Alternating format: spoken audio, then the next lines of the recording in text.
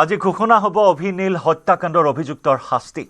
বৰ্বৰ হত্যাকাণ্ডত দোষী সাব্যস্ত হৈছে 20 অভিযুক্ত। 45 অভিযুক্তৰ 25 জনক পূৰ্বে দোষমুক্ত ঘোষণা কৰিছিল আদালতে। অভিযুক্ত 20 জনক চৰম শাস্তি প্ৰদানৰ সম্ভাৱনা 2018 চনৰ 8 জুনত ঘটিছিল সেই বৰ্বৰ ঘটনাটো।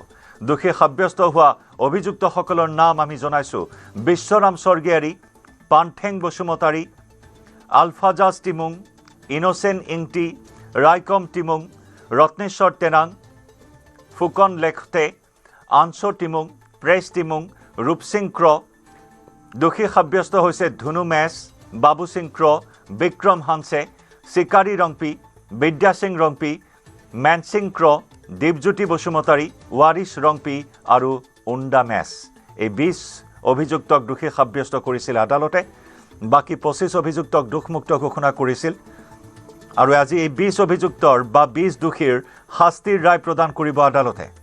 নগাঁও সত্ৰ ন্যায়াধীশৰ আদালতৰ শাস্তিৰ ৰায়লৈ হপে সকলোৱে অপেক্ষা কৰিছে। এক ঐতিহাসিক ৰায়দান হ'ব। সেই আশাই মুহূৰ্তত অভিনীলৰ পিতৃয়েও সেই আশাই প্ৰকাশ কৰিছে। যদিও বা পূৰ্বৰ ৰায়টোক লৈ কিছু অসন্তুষ্টি প্ৰকাশ কৰিছিল অভিনীলৰ পিতৃয়ে, কাৰণ 45 অভিযুক্তৰ 25 জনকেই দোষমুক্ত ঘোষণা কৰা হৈছিল আৰু সেইসকলৰ বিৰুদ্ধে পৰৱৰ্তী পৰ্যায়ত তেওঁলোকে আইনী ব্যৱস্থা গ্ৰহণ কৰাৰ কথা উল্লেখ কৰিছিল। আজি এইসকল অভিযুক্তৰ চৰম শাস্তি হওক সেই কামনা কৰিছিল আৰু সেই মৰ্মে আজি সকলোৱে অপেক্ষা কৰিছে এই ঐতিহাসিক ৰায়দানলৈ।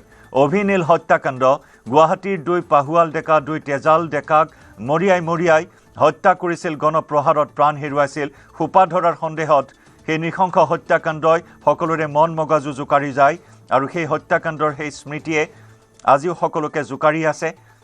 এই হত্যাকাণ্ডই সমগ্ৰ দেশৰ লগতে সমগ্ৰ বিশ্বজুৰি খলকনিৰ সৃষ্টি কৰিছিল, আলোড়নৰ সৃষ্টি কৰিছিল আৰু সকলোৱে ন্যায়ৰ বাবে অপেক্ষা কৰি আছিল। সুদীৰ্ঘ 8 বছৰীয়া আইনী পৰিক্ৰমাৰ অন্তত অৱশেষত দোষী সাব্যস্ত কৰা হৈছিল 20 অভিযুক্তক আৰু সেই 20 দোষীৰ আজি শাস্তিৰ ৰায় ঘোষণা কৰিব আদালতে। উচিত বিচাৰ পাম বুলি আশা লৈ আহিছোঁ। গতিকে মহামান্য আদালতৰ পৰা এটা ভাল খবৰ পাম। দোষীয়ে বিচৰা ধৰণে শাস্তি পাব, কেপিটেল পানিছমেণ্ট যিটো বিচাৰি আছোঁ আমি সকলোৱে। গতিকে সেইটোৱে পাম বুলি আশা লৈ পেলাই আজি ন্যায়ালয়ত আহিছোঁ। নাই, এইটোতো হয়ে, তেওঁলোকৰ মৃত্যুদণ্ড প্ৰাপ্য তেওঁলোকৰ। আৰু আমিতো ভুক্তভোগী পৰিয়ালে তেনেকুৱা বিচাৰিম যাতে এটা দৃষ্টান্ত ভৱিষ্যতলৈ থাকি যায়। কাৰণ এনেকুৱা ধৰণৰ অপকৰ্ম, ইমান নৃশংস হত্যাকাণ্ড কৰাৰ পাছত যদি দুখীয়া শাস্তি নাপায় বা উচিত শাস্তি নাপায়, তেতিয়াহ'লেতো সমাজলৈ এটা বেয়া বাৰ্তা যাব। গতিকে সেইটোৱে আশা লৈ সকলোৱে আশা পালি আছে। আমিও সেই ভুক্তভোগী পিতৃ মাতৃও সেইটোৱে আশা পালি লৈ ইমান দিন জীয়াই আছোঁ যে দোষীসকলে উচিত শাস্তি পাব। মূল দোষী যিকেইজন আছে, মূল দোষী কেইজনক অন্তত ফাঁচীৰ হুকুম হ'ব বুলি আমি আশা ৰাখিছোঁ। আমি সেই ৰায়দানত যি 25 গৰাকীক দোষমুক্ত কৰা হ'ল, সেইটো ক্ষেত্ৰত আমি সম্পূৰ্ণ সুখী নহয়। আৰু ইয়াৰ পিছত আমি তেওঁলোকৰ বিপক্ষেও কি কৰিব পাৰোঁ আমি সেইটো হয়তো পিছত আলোচনা বিলোচনা কৰিম আৰু আমাৰ অধিবক্তাসকলৰ লগতো আলোচনা কৰি পেলাই আমি পৰৱৰ্তী কাৰ্যপন্থা হাতত ল'ম। আজি আমি এইটোৱে আৰ্গুমেণ্ট কৰিম, এই কেছটোত কোনো কাৰণত 302 যদিও কোৰ্টে তেওঁলোকক দোষী সাব্যস্ত পাইছে, গতিকে ইয়াত মৃত্যুদণ্ড দিয়াৰ কোনো স্ক'প নাই। যিহেতু মৃত্যু মাৰিম বুলি তেওঁলোকৰ ইণ্টেনশ্যনটো নাছিল, উদ্দেশ্য নাছিল, সেইকাৰণে 302 এপ্লাই নহয়। গতিকে যিহেতু মানুহজন মৰিছে, যদি এওঁলোকৰ হাতৰ বা এওঁলোকৰ যদি শাৰীৰিক অত্যাচাৰৰ কাৰণে মৰিছে, তাৰ কাৰণে 304 Part 2 এপ্লাই হয় আৰু তেতিয়াহ'লে 10 বছৰ কাৰাদণ্ড হ'ব পাৰে মেক্সিমাম, মিনিমাম 5 years। 302 Part 2। গতিকে আমাৰ সেইটোৱে আৰ্গুমেণ্ট আমি কৰিছিলোঁ। কোৰ্টে আমাৰ সেই আৰ্গুমেণ্টটো নাকচ কৰিছে আৰু কোৰ্টে 302 এওঁলোকক দোষী সাব্যস্ত কৰিছে। গতিকে আমাৰ আৰ্গুমেণ্টটো হ'ব আজি যে ইয়াত কোনো ধৰণৰ মৃত্যুদণ্ড দিব নোৱাৰে, দিলে যাৱজ্জীৱন কাৰাদণ্ড। আৰু এই হেৰিটো আমি গুৱাহাটী হাইকোৰ্ট উচ্চ ন্যায়ালয়ত আমি এপিল হিচাপে দ্বাৰস্থ হ'ম। আমি বিচাৰিম তেনেকুৱা। এতিয়া অনাৰেবল কোৰ্টে কি কয় দুপক্ষক শুনি কেনে আমি ডেফিনেটলি ডেথ চেণ্টেন্সটো বিচাৰিম, লগতে লাইফ ইমপ্ৰিজনমেণ্টটো বিচাৰিম for the whole natural life. তাৰপিছত কোৰ্টে নিৰ্ণয় দিব কি কৰে। বিপক্ষ অধিবক্তাগৰাকীয়ে কৈছে যে 20জনৰ ভিতৰত 3টা কেটেগৰীত ভগাই আনিছে, 3জন গুৰুতৰ, 13জন মধ্যম গুৰুতৰ আৰু 3জন লঘু। নহয়, যিমানে যি নহওক, চক এটা কথা একদম স্পষ্ট যে এই ধাৰাটো 302 ধাৰাটোত কেৱল লাইফ ইমপ্ৰিজমেণ্ট আৰু নহয় ডেথ চেণ্টেঞ্চ। 304 কনভাৰ্ট কৰিব নোৱাৰে, মিছা কথা এইটো।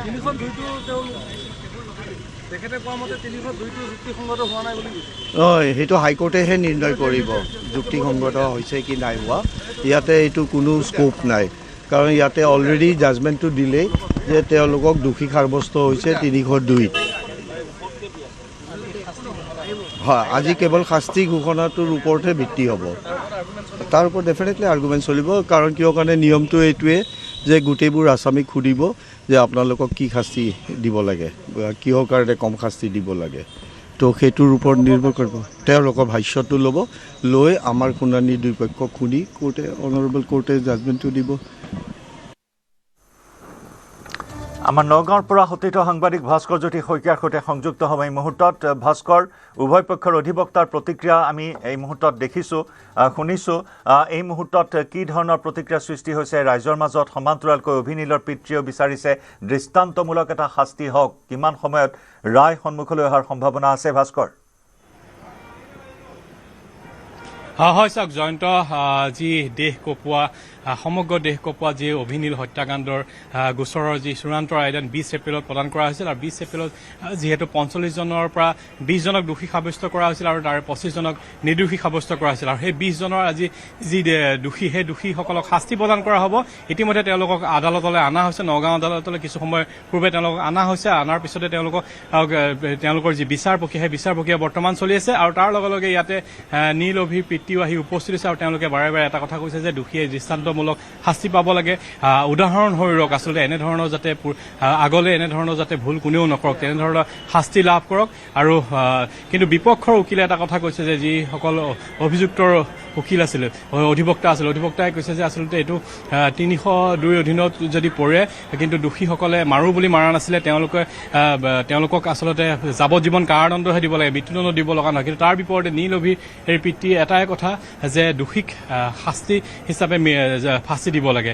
কিন্তু এটা কথা ক'ব লাগিব যে 2018 চনৰ 8 জুনত যি ঘটনা আচলতে সংঘটিত হৈছিল কাৰ্বি আংলঙৰ ডকমকাৰ পানীজুৰি গাঁৱত, সেই ঘটনাই সমগ্ৰ দেশ কঁপাই তুলিছিল। আৰু তাৰপিছত যথেষ্ট লেহেমীয়া হৈছিল এই যি আচলতে এই যি বিচাৰ প্ৰক্ৰিয়া, সেই বিচাৰ প্ৰক্ৰিয়া লেহেমীয়া হৈছিল। আৰু তাৰ ফলত শেহতীয়াকৈ যোৱা 20 এপ্ৰিলত এই চূড়ান্ত যি ৰায়, সেই ৰায় প্ৰদান কৰা হৈছিল। চূড়ান্ত ৰায় প্ৰদান কৰাৰ পিছত 20জনক দোষী সাব্যস্ত কৰা হৈছিল আৰু 25জনক নিৰ্দোষী সাব্যস্ত কৰা হৈছিল। ইয়াক লৈ কিন্তু যথেষ্ট বিতৰ্ক সৃষ্টি হৈছিল। আৰু এই যি আচলতে বিচাৰ কৰিছিলে, বিচাৰক কিন্তু কোনো ধৰণৰ বিচাৰক লৈ সুখী নাছিল নীল অভিৰ পিতৃ আৰু পৰিয়াল। তেওঁলোকে কৈছিল যে আচলতে আটাই শাস্তি পাব লাগে, আটাই দোষ কৰিছিলে। কিন্তু তাৰপিছতো যিহেতু মহামান্য আদালতে আচলতে 20জনক দোষী সাব্যস্ত কৰিছিল, 25জনক নিৰ্দোষী কৰিছিল। আৰু সেই 20জনক আজি শাস্তি প্ৰদান কৰা হ'ব।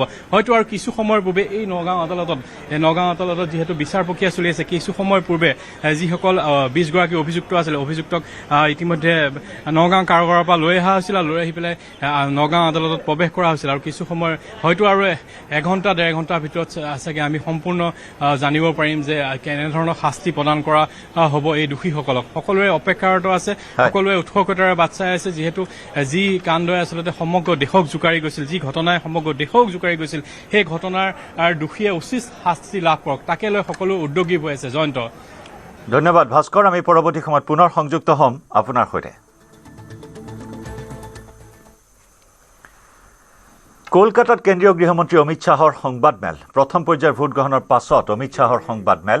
বংগত প্ৰথম পৰ্যায়ত অভূতপূৰ্ব ভোটদান হৈছে। প্ৰথম পৰ্যায়ৰ নিৰ্বাচনত সকলো অভিলেখ ভংগ হৈছে। जहां जहां भारतीय जनता पार्टी की सरकारें बनी, हमारी सबसे टॉप की प्रायोरिटी में से एक महिला सुरक्षा रही है, और ये हमने कर भी दिखाया है। और बंगाल की माताओं बहनों को भी पूरा भरोसा है, और हमने सिंबॉलिक रूप से महिला अत्याचार की विक्टिम को भी प्रत्याशी बनाकर बंगाल की विधानसभा में बिठाने का तय किया है। और मैं मानता हूं कि किसी भी पार्टी की ये टॉप मोस्ट प्रायोरिटी होनी चाहिए थी, महिला मुख्यमंत्री की तो सबसे पहली होनी चाहिए, परंतु ये हुआ नहीं है। भारतीय जनता पार्टी की सरकार ही ये करेगी। মৌপিয়া নন্দী, কলকাতা টিভি।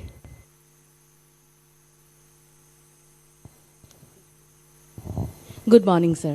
सर जो अगला जो नेक्स्ट दूसरा चरण पे जितने सारे सीटों में वोट है वो अभी तक आपके लिए थोड़ा सा टफ। नहीं, हमारे लिए तो पूरा बंगाल ही टफ था। 3 ही सीट थी हमारी। हमने ऐसे कई राज्य हैं जहां सीधी सरकारें बनाई, असम, त्रिपुरा, मणिपुर, ढेर सारे राज्य हैं ऐसे। और ये कोई नई बात नहीं है भारतीय जनता पार्टी। अभी तो हम 77 सीटों की पीठ पर बैठे हैं। यहां से सरकार बनाना बहुत सरल है। और सरकारें भारतीय जनता पार्टी नहीं बनाती, सरकारें देश की जनता बनाती है, बंगाल की जनता बनाती है। हमने पूरे प्रचार में उत्साह देखा है। इस बार भाजपा की सरकार बनना सुनिश्चित है। आप भी भाजपा के लिए वोट कर दीजिए, आपका योगदान रजिस्टर्ड हो जाएगा। बैठिए। Rohit Khanna, times of India. Sir, दो सवाल. Do you see, sir, this and there is a palpable thing that, sir, there is a lot of anti-incumbency vote this time with the high turnout. Do you see, sir, this anti-incumbency vote fragmented, and also do you see, sir, there will be a lot of seats where the winning margin will be very thin? मुझे तो tsunami दिख रही है भाई, और मुझे लगता है कि बहुत बड़े मार्जिन के साथ सीटें भी